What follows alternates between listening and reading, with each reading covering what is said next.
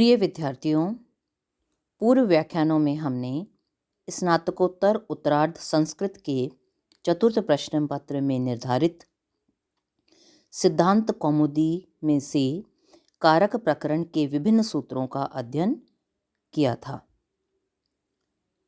हम द्वितीय विभक्ति में आगत कर्म प्रवचनीय संज्ञक विभिन्न सूत्रों का अध्ययन कर रहे थे। उसी क्रम में आगे बढ़ते हुए आज हम अगले सूत्र अधि परि अनर्थकौ से अपना अध्ययन प्रारंभ करते हैं। देखिए, अधि परि अनर्थकौ उक्त संज्ञौ स्तः। अनर्थक अधि और परि की कर्म प्रवचनीय संज्ञा होती है। जब किसी विशिष्ट अर्थ का प्रतिपादन नहीं करते हैं तब अधि और परि जो मूलतः उपसर्ग होते हैं इनकी कर्म प्रवचनीय संज्ञा हो जाती है। और आप ये पढ़ चुके हैं कि कर्म प्रवचनीय संज्ञा हो जाने पर उपसर्ग संज्ञा और गति संज्ञा का बाद हो जाता है। फिर ये उपसर्ग नहीं कहलाते, कर्म प्रवचनीय संज्ञक कहलाते हैं। उदाहरण दे रहेंगे, कुतः अध्यागच्छति, कुतः पर्यागच्छति, कहाँ से आ रहे हो, कहाँ। यहाँ पर अब क्या करेंगे, यहाँ उपर्युक्त सूत्र से अनर्थक अधि और परि की कर्म प्रवचनीय संज्ञा होगी, क्योंकि इन दोनों उदाहरणों में अधि और परि का अपना कोई अर्थ नहीं है। कुतः कहाँ से, आगच्छति आ रहे हो।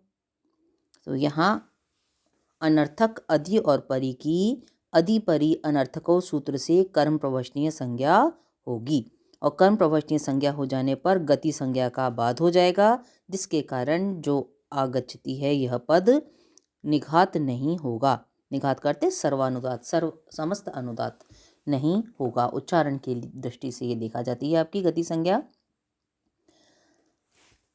अगला सूत्र है आपका सुपूजायाम।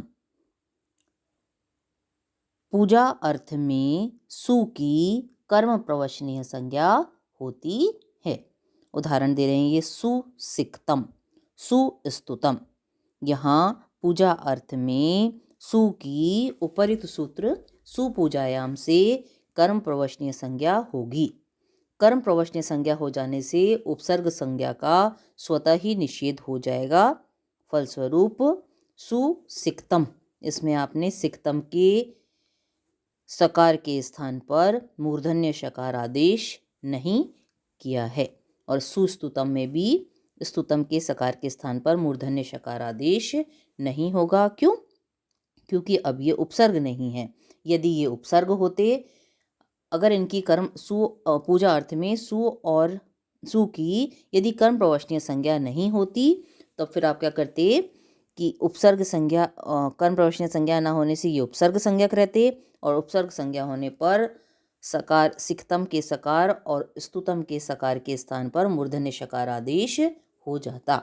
अभिप्राय यह है कि पूजा अर्थ यदि द्योतित होगा तो सु की आप कर्म प्रवचनीय संज्ञा कर देंगे। यदि पूजा से भिन्न अर्थ द्योतित होगा तो सु की उपरित सूत्र से कर्म प्रवचनीय संज्ञा नहीं होगी और कर्म प्रवचनीय संज्ञा न होने पर वो उपसर्ग ही कहलाएगा। उपसर्ग संज्ञा के कारण सिक्तम के सकार या स्तुतम के सकार के स्थान पर शकार आदेश हो जाएगा। ये आगे कहते हैं, पूजायाम किम, कि पूजा से भिन्न अर्थ में सु की ऊपरी सूत्र से कर्म प्रवचनीय संज्ञा नहीं होगी। ऐसी स्थिति में उपसर्ग संज्ञा होने के कारण सिक्तम के सकार के स्थान पर मूर्धन्य शकार आदेश हो जाएगा। जैसे उदाहरण दिया इन्होंने, सुशिक्तम किम तवत्र, यह निंदा अर्थ है आपका।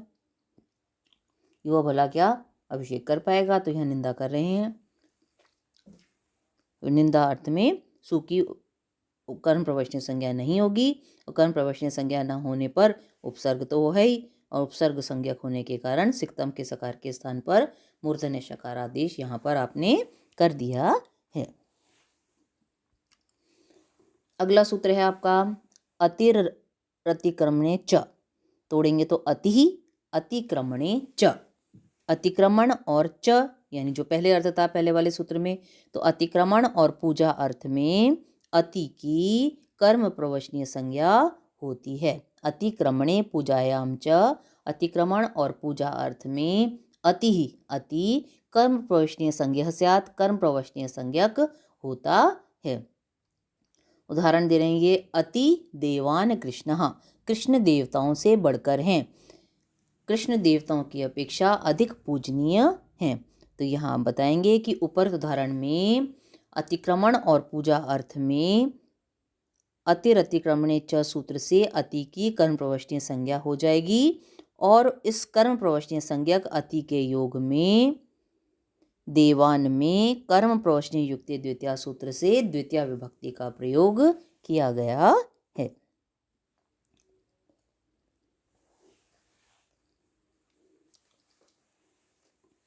स्पष्ट है।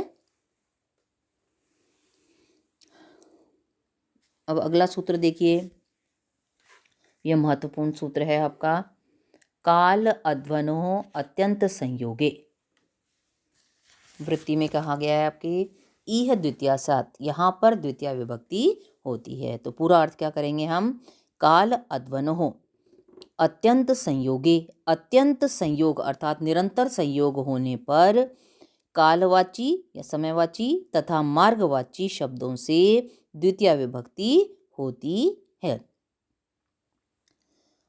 अत्यंत संयोग का क्या अर्थ है यहाँ पर, किसी गुण, क्रिया या द्रव्य का किसी काल या मार्ग विशेष में पूर्ण रूप से रहना, उसमें उनका कहीं पर भी वो टूटे नहीं, कहीं क्रिया निरंतर चलती रहे, कार्य निरंतर चलता रहे। उदाहरण देते हैं ये कालवाची का, पहले मासम गुणधानः, मासम अधीते, मासम कल्याणी, मास भर गुणधानी है, मास भर तक पड़ता है, मास भर कल्याणकारी है। तो यहाँ बताएंगे कि यहाँ गुणधान द्रव्य है आपका, अध्ययन क्रिया है तथा कल्याण यह गुण है, मास भर तक रहता है, अतः पूरे मास चल रहा है वो, कहीं पर भी उसमें तोड़ नहीं आ रहा, रुकावट नहीं आ रही, बाधा नहीं आ रही, अतः अत्यंत संयोग होने के कारण उपर्युक्त सूत्र कालाध्वनो अत्यंत संयोगे सूत्र से कालवाची मास में द्वितीया विभक्ति का प्रयोग किया गया है।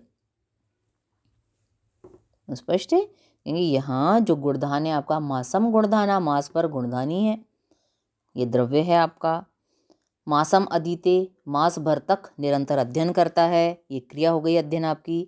और मासम कल्याणी, मास भर कल्याणी है, पूरा मास ही कल्याणकारी है, तो ये आपका कल्याण गुण हो गया।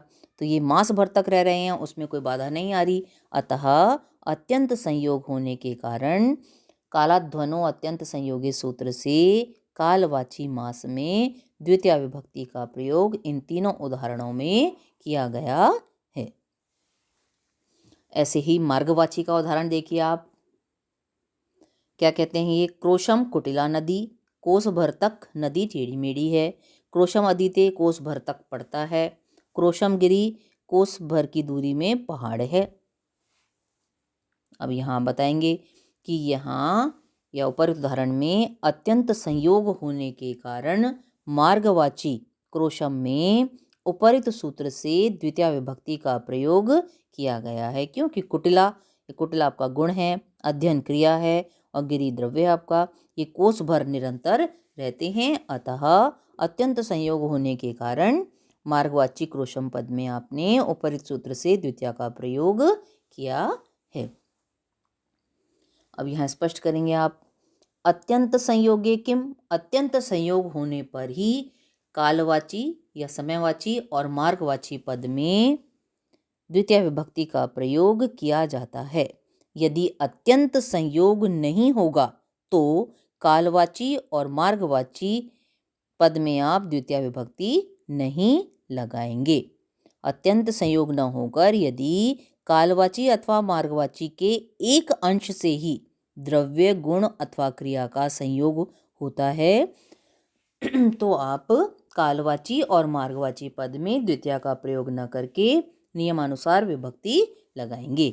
उदाहरण दे रहे हैं वो इसके, मासस्य द्वि अधीते, महीने भर में केवल 2 बार पड़ता है, तो अत्यंत संयोग नहीं है, तो निरंतर संयोग न होने के कारण कालवाची मास में आपने उपरि सूत्र से द्वितीया विभक्ति का प्रयोग नहीं किया है, अपितु नियमानुसार षष्ठी का प्रयोग किया गया है। क्रोशस्य एक देशे पर्वतः, कोस भर की दूरी में केवल एक भाग में ही पर्वत है।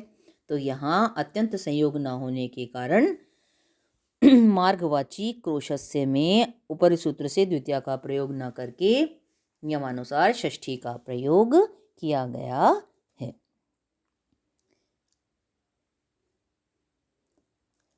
ये द्वितीय विभक्ति के अंतर्गत जो सूत्र थे उनका आपका वो सूत्र आज खत्म होते हैं।